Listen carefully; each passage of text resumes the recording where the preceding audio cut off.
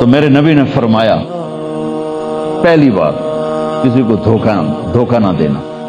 تجارت میں فراڈ ہی فراڈ اور دیانت ہی دیانت ہے، دونوں چیزیں ہیں۔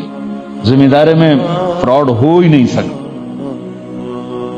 تو آپ نے فرمایا حفظ امانت، کبھی کسی کو دھوکہ نہ دینا۔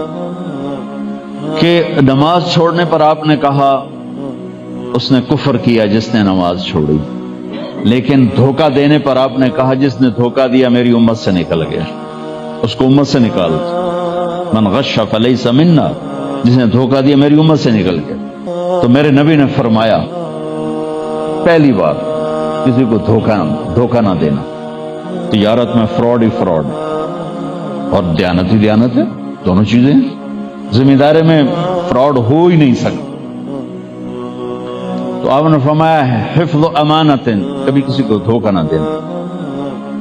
کہ نماز چھوڑنے پر آپ نے کہا اس نے کفر کیا جس نے نماز چھوڑی، لیکن دھوکہ دینے پر آپ نے کہا جس نے دھوکہ دیا میری امت سے نکل گیا، اس کو امت سے نکال دو۔ من غش فلیس منا، جس نے دھوکہ